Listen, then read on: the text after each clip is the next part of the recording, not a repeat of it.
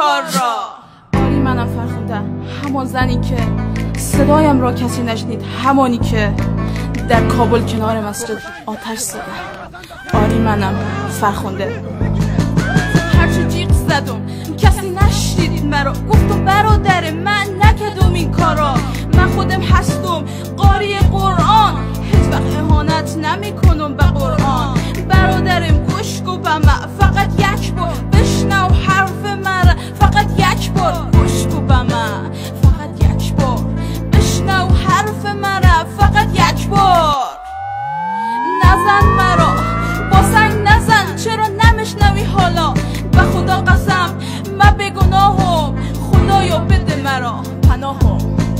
من میترسم از این جاهلا، اینا مرا در ملای آم با سنگ زدن، با چوب و با لگد زدن. این جاهلا مرا آتش زدن.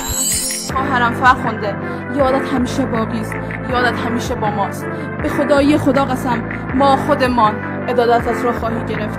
ما نمیگذاریم خونت را اینها کثیف کنند. ما عدالتت را میگیریم خواهرم فرخنده، ما عدالتت را میگیریم. ما عدالتت را میگیریم.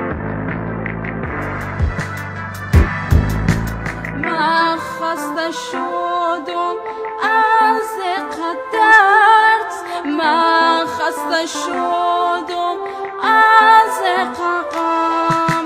من دیدن نمیتونم اونا را لکش کردن، من دیدن نمیتونم اونا را آتش زدن. من دیدن نمیتونم اونا را لکش کردن، من دیدن نمیتونم اونا را آتش زدن.